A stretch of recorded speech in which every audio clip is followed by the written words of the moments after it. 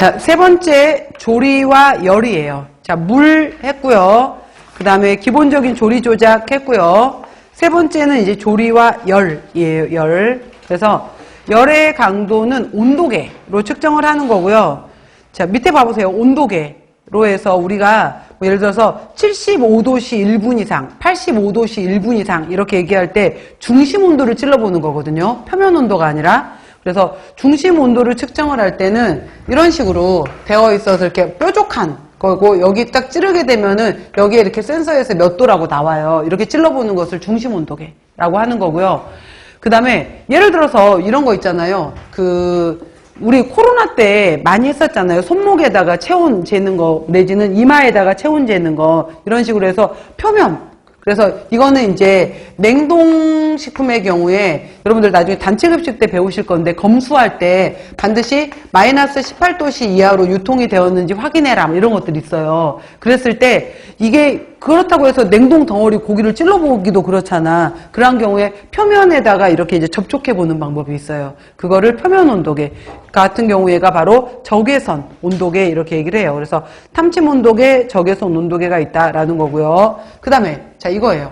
우리나라 같은 경우에는 얼음은 0도에서부터 얼기 시작하고 이걸 냉동이라고 얘기하는 거고, 100도씨가 되면은 끓기 시작하면서 수증기가 된다라고 해서 어는 점 0도, 끓는 점 100도로 해서 우리는 도씨로 나타내요. 이거를 이제 섭씨라고 표현을 한 거고요.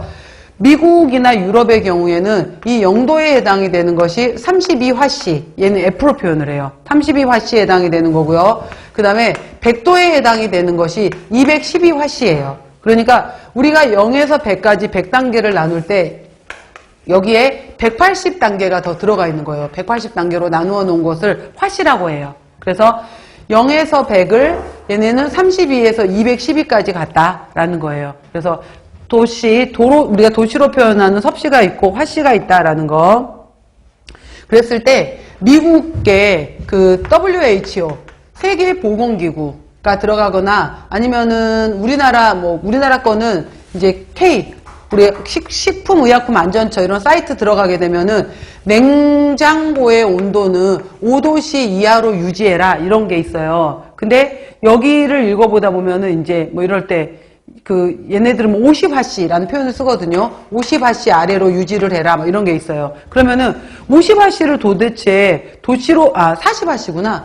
40화씨 아래로 유지하시오라는 것이 있어요. 그러면은 40화씨가 도대체 몇 도야? 이걸 계산해 보고 싶은 거예요. 그러면 9분의 5 F-32 이걸 계산해 보면 돼요. 이렇게 바꾸게 되면은 얘가 도시로 바꾸게 되는데, 여기에다가 40을 넣어보게 되면은 90분의 40 빼기 30이니까 8이잖아요. 5, 8에 40. 해서 9분의 40을 나누게 되면은 4.5도 정도가 나와요. 그래서 5도씨 이하 이렇게 표현한 거예요. 그래서 도시화씨를 바꾸는 공식도 있구나 라는 거. 9분의 5 F-32.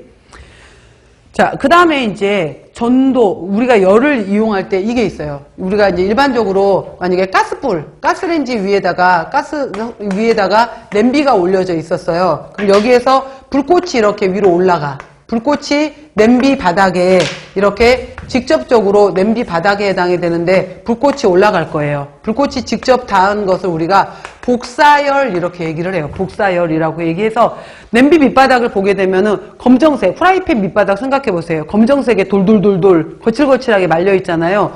복사열이 잘 들어갈 거예요. 그 다음에 그러면은 여기 냄비 안에다가 물을 넣어놨어. 그럼 여기 바닥 쪽에 찬물이었던 이 아래쪽 물부터 뜨거워질 거 아니에요. 미지근해질 거 아니에요. 그러면 이 찬물이 위로 올라가요.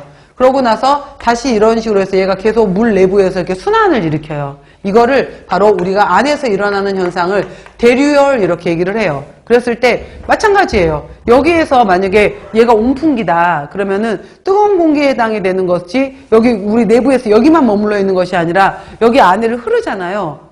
내부에서 흐르는 거에 해당이 되는 것을 대류열이라고 해요. 그 다음에 여기 밑바닥부터 뜨거워지다가 점점 위로 타고 계속 뜨거워질 거 아니야. 그 다음에 나중에 이렇게 있게 되면은 냄비 위쪽에 이런 뚜껑, 나중에 이러한 좀 싼 거다라고 하게 되면은 손잡이까지도 뜨거워질 수 있잖아요. 손잡이는 뜨겁지 않은 재질로 만들어야 되는 거잖아요.